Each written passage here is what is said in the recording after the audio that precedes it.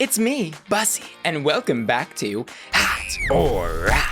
And today we're going to be covering the newly announced cast of Canada's Drag Race Season 2 and some lights to mild DragCon LA drama involving Widow Von Du and Delta Work at the end of today's video. So the new season of Canada's Drag Race will be premiering on October 14th, and there will be 12 new queens fighting for the crown. But there have been some changes to the judging panel. Brooke Lynn will be back, but Jeffrey won't return due to scheduling conflicts, and Stacy won't return due to COVID issues. In their places, we have Brad Gorski, who, from what I understand, is basically a professional fashionista in Canada. His Wikipedia says he's styled celebrities like Demi Moore, Jessica Alba, and Rashida Jones. And filling that third spot, the panel will be rotating between Amanda Brugel and Tracy Melchor, both of whom we actually saw as guest judges last season. So overall, I'd say the new panel seems pretty well-rounded. We've got fashion, drag, and acting all covered. Let's go ahead and get started. We've got some candy shop-themed promo pics to check out, as well as some Instagram profiles to sleuth through. Let's see what we find. In alphabetical order, and first up,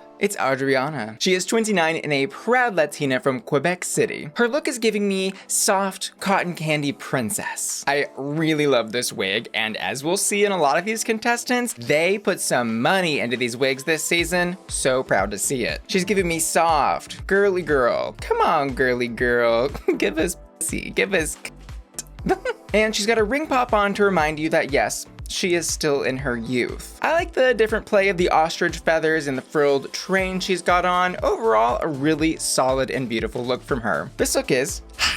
Over on the gram, the pink theme continues. Girl, I noticed she really is leaning into the girly girl fantasy. And I'm not mad about that at all, but the question of versatility will definitely come up on Drag Race, so it'll be interesting to see how she handles that. And out of drag, we've got this cute little photo of her with her Shiba Inu, and when showing, I guess, like a Halloween transformation into him. But that's from 2017, so I don't know how well that really represents her drag today. Overall, I'm not really so sure what to think about this queen. She's definitely pretty, but she is soft-spoken, and she even described herself as a silent killer. Next up, ooh, how many licks does it take to get to the center of her cone? It's Beth. Beth is 24 and from Vancouver, and in her interview let us know she is of European and Indigenous descent, and that she will be representing the Two-Spirit population on the show this season, which, by the way, according to her, means that she acknowledges her masculine and feminine energy. She's got a really good personality, gave me good vibes, and seems really level-headed despite the outrageous appearance. Concerning the look, well, she's got a big set of honkers, wah wah. But I'm gonna keep it honest here, as you know we do on this channel. I'm not really living for this look. Specifically, it's the bottom part of the bib dress that's like hanging around her legs, kind of looking like a potato sack. And she's got these lollipops just kind of randomly glued to it, which feel more like a last minute addition than an intentional thought out fashion plan. However, if she had removed just that piece from her look, I would be living, because I think the bow in the back is really cute, the silhouette is great, and I love that she's showing off her best assets. But as is, it's gonna be a over on the grand, pink is the theme of the night. We've got this cute little pink tuxedo bodysuit moment, and a tangled up Christmas fantasy. I guess she got stuck in Santa's chimney. Ow. And Beth's transformation is shocking. I had no idea what to expect underneath all that makeup. Next up, happy birthday, Mr. President. That was my best Mary Lynn impersonation. It's Eve 6000, which, by the way, is a pun on the glue E6000, which is the stoning glue that every queen is probably familiar with. Eve uses she, they pronouns, is 29, from Toronto, and identifies as trans non-binary. I have one word for her look: gorgeous. It's so soft, supple, classic, but also modern. I love the big bow in the front and the back. It's a great silhouette she's got going on there, and it's made of the colors of the trans flag. Literal, sugary, sweet perfection. This look is over on the gram, see me with them hands. She's got this look with like pink hands all over her, she says is inspired by Sasha Velour, and some gorgeous pageant looks. This is one of our pageant queens this season. We actually have a couple. And in her interview, she said that there has, quote, never been a realer bitch on Drag Race. Never. Which made me raise an eyebrow or two, because I'm like, oh girl, when people are saying that, I feel like they're gonna be bringing the drama. But will Miss 6000 stick around long enough to bring it? Guess we'll find out. And a quick message from today's video sponsor, the premier global brand for men's grooming and hygiene products, Manscaped. It's time we talk about self-care, specifically downstairs hair care. And Manscaped's new Lawnmower 4.0 is the perfect tool for getting that job done quickly and cleanly. The Lawnmower is a cordless, waterproof body hair trimmer that you can use in the shower, which makes it incredibly easy to keep your bits and pieces neat and tidy. And it's got an LED light built into it so you can navigate through all of your cracks and crevices with confidence. And my favorite thing about the Lawnmower is that it travels really well. Just click the power button 3 times and it switches to travel mode where it won't be activated by bumping around in your suitcase. And Manscaped's partnered with me to bring you a hot deal. When you purchase Manscaped's new Performance Package 4.0, you'll get the Lawnmower, the Weed Whacker nose and ear hair trimmer, and you'll also get the Crop Preserver Ball Deodorant and Crop Reviver Ball Toner Spray to keep you fresh even on the hot days. Plus, for a limited time, you'll get not 1 but 2 free gifts: the Shed Travel Bag and Manscaped Anti-Chafing Boxer Briefs. So start taking care of yourself today and click the link in the description of my video to get 20% off your order and free international shipping when you use code Bussy at manscaped.com. Your family jewels will thank you. Next up, Uranus is calling. It's Gia Metric. In their interview, Gia says that they have star quality, and I 100% agree. Gia is very present, well-spoken, and from what I can tell has a clear vision of who their drag character is. Gia is 29 from Vancouver and also identifies as non-binary using they/them pronouns. Gia's look is giving me Queen of the Martians. Futuristic, simple, chic, and elevated fashion. And I love how they've played with gender in this look. Overall, I love that Gia's look really stands out in this promo. It's just striking to look at. It's nice to see a little spice in all this sweetness. Gia, why don't you come around and abduct me sometime? This look is hot. Over on the gram, whips and chains excite them. Gia's got lots of beautiful looks showing off that teeny tiny model body and isn't afraid to see us with them pits out of drag. Oh. Next up, Icesis, spelled like ice, and then sis. Hey sis. Couture. Icesis is 34 from Ottawa and in her interview says that she just wants to make a single friend on Drag Race, but then also says that her strategy is to keep her head down. I don't know how that's gonna work for her, but her look is sickening. She's giving me like the baby version of Crystal Method's season 12 reveal look, and it also reminds me a little bit of Vivaldi's giant sleeve look that she just did on Drag Race Holland. But this look does very much have its own unique take. I love the harshness of all those little staples, keeping the fabric pieces together, juxtaposed to those soft pastel colors. She's very much giving me like Bully on the playground at the nursery. Icesis, take my lunch money already. This look is hot. Over on the gram, bitch. Icesis ain't playing around, okay? You scroll through these looks. Girl, I thought I had accidentally slipped back into Dragula season 4 cast announcement for a second because we have spooky, we have scary, we have glamour. I just hope that we get to see some of that on Drag Race because we know her in the design challenges is probably gonna be sickening as hell. Color me impressed. Next up, Kendall Gender. Everyone's new favorite drag name. And I saw this comment on her YouTube cast reveal video that was like, without the K, her name would be End All Gender. Gag. I don't know if that was intentional or not, but gag. Kendall is 30 from Vancouver and very vocal about serving body and booty. She also talks about her activism in drag and how that's an important part of her art. This look though was giving me half prom queen, half dance number. She's giving us a little bit of Hannah Montana best of both worlds. From one side, she's sweet, ready to accept the crown, and the other, she's ready to lip sync the house down. I did have to think about this one though for a little bit. I love the garment she's wearing. I think what's bothering me is the combination of the hair hanging over her neck and shoulders with that big clunky necklace. It's just a little, I think, too much right in this area. Like I kind of want that hair just lifted off the shoulders a little bit. So I'm gonna give the outfit a hot, but the styling a rot. Over on the gram, she's definitely living up to that Kardashian and Jenner fashion brand of like chic streetwear. Definitely lots of like performance ready looks. And out of drag, sir, daddy. Hi. Next up, Kimora Amour. Kimora is 34 from Scarborough, hope I said that right, and is another queen also apparently deep in the pageant scene of Canada. She lets us know that she holds the titles of Miss Trillium and Miss Opulence, and talks about how she likes to embody Afrofuturism, and is representing the Black, Caribbean, and South American communities. And, here's the gag, has a teenage son. She's literally teaching the children. her own. In her look, I can definitely see everything she was talking about embodying. I love this pattern that she has interwoven and the way that she's cut out the pants and the top and all the different textures, and it's just a really stunning promo look. And usually I'm not a huge fan of loafs, which I'm referring to her wig here, but I love it on this look in particular because it brings everything up, makes her taller, and I love how she accessorized her head with those like little crazy diamond earpiece accessories. Kimora, I want Amour. This look is hot. Over on the gram, I learned that she worked on Starzy's finale eleganza look. Do you remember that? That gold feathered insanity? That look was jaw-droppingly beautiful. So do not underestimate Miss Kimora in these design challenges. Also proven by the other looks that she's serving herself on the gram. Next up, Oceane Aqua-Black. I think I had the most fun in her interview of this entire cast. She's kooky, silly, and great personality. She says she's been doing drag for 18 years, is 35 and from Quebec City. I was also gagged to learn that when she does a show, she says to her audience, "Hello, uglies." Hey, sister. But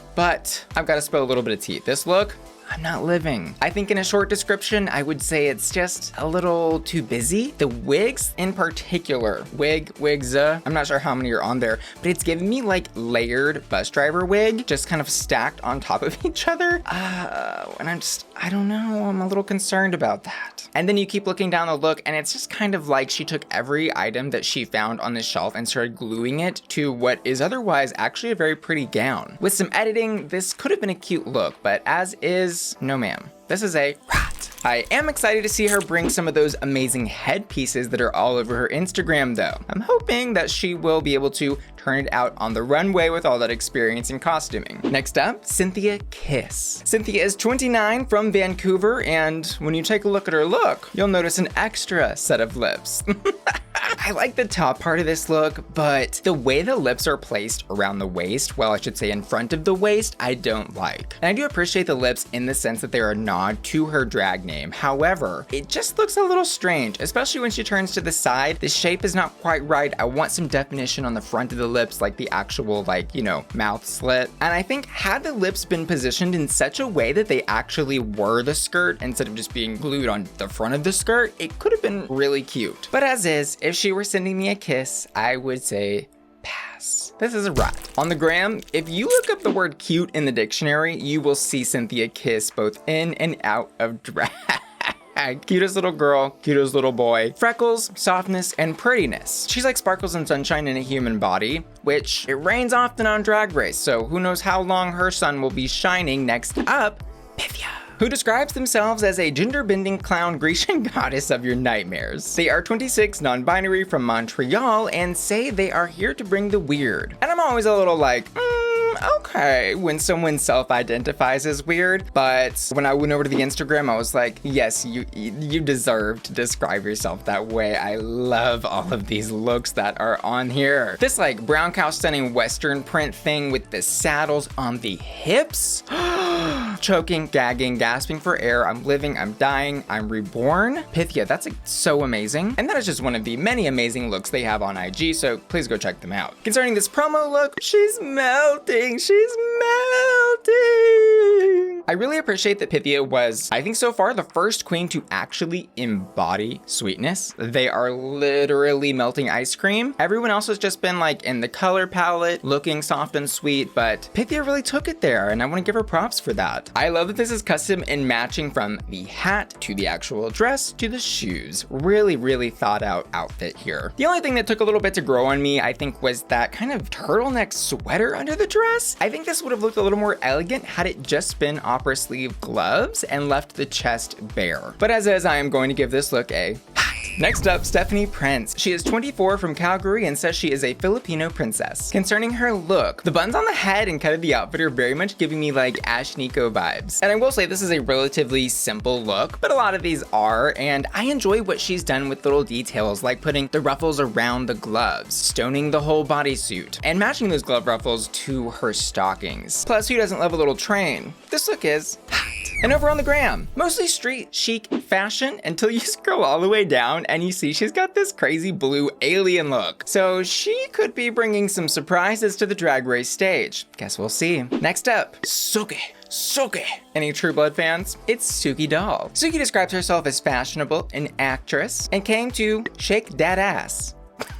And concerning her look, I know that I have seen this somewhere before, like this style of this wig and the silhouette of the like hoopy kind of gown thing that she's got on, but I can't place it. Please let me know down in the comments below if you know what I'm thinking of. But overall, it's giving me those campy, futuristic vibes like you would see in the Fifth Element movie. I think that awesome beaded wig and the way she's done her makeup really cement this look as a And speaking of futurism over on the gram, wow, literally wow. She's giving crazy makeup, insane wigs, out of this world garments. Like, bitch, I'm getting Vogue, fashion the house down boots vibes. I'm living for her. And that is it for the cast of this season. Are you excited? Let me know down in the comments below who you'll be rooting for. And also, bitch, are you gagged? This is like the third cast announcement video I've done in the past 2 or 3 weeks. World of Wonder's trying to wear me out. Now let's move on to the tea, the drama, the hot topics. DragCon LA is officially rebooting in May of 2022. And I'm sure it's gonna be wild considering there's been like 10 seasons of Drag Race since the last DragCon, including the cast of season 12. And fans were quick to call out Widow Von Du's inclusion on a poster advertising one of the events. So if you remember, Widow was arrested back in June of this year for, as TMZ reported, allegedly pummeling a romantic partner. And while different sources have reported the relationship between Widow and this person differently, some saying they were romantic and some saying they weren't, what is known is that they did work at the same bar together. The timeline of this situation is that the incident occurred, the victim was hospitalized and later reported the events to the bar, which then banned Widow, at which point she went live on Instagram defending herself and actions, saying it was self-defense. Because someone violated me in my own goddamn apartment. When I tell you not to be in my place, don't be at my mother house. Literally, you told your friends, you sent them screenshots of me your and all the bruises, and you said that you knew you shouldn't be in my mother house. Following that, she was arrested, and this video was posted to her Twitter. You know, they're taking me down because I was assaulted in my apartment, and someone else would not understand that his privilege does not extend to my apartment. I'm being arrested for defending myself in my apartment, and just because his got because he would not leave when I asked 5 times. I'm being arrested instead of someone being arrested for violating me. Which brings us to the TMZ report about her being arrested. Widow has since been released after posting bond, but her court dates seem to have been postponed and postponed again, so no official determination has been made in the court of law. Right now, it's essentially one person's story against another's. So it's not surprising to me that World of Wonder hasn't taken any action on the situation and are probably proceeding as normal until they hear the results of the case, because in the US, you are technically innocent until proven guilty. Because while we as bystanders can speculate on the situation, it's important to remember that we may not have all of the facts. So keep that in mind when discussing this down in the comments below. And in other DragCon news, Delta Work posted this message on Instagram. Even though I didn't get the formal alumni invite to DragCon, complete with the discount booth offer and social media assets to promote my appearance,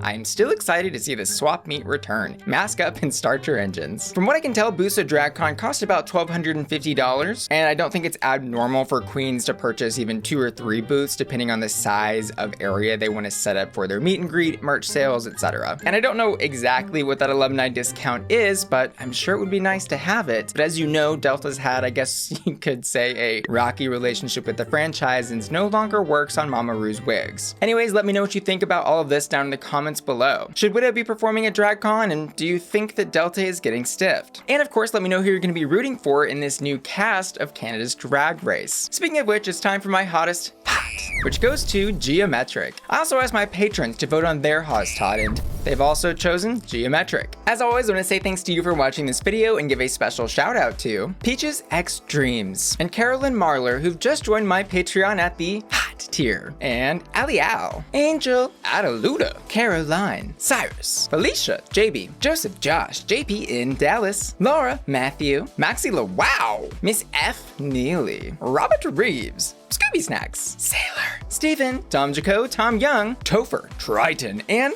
Wheelie, who were all supporting me at my Bussy Queen Collector tier. See y'all later. Love ya. Bye.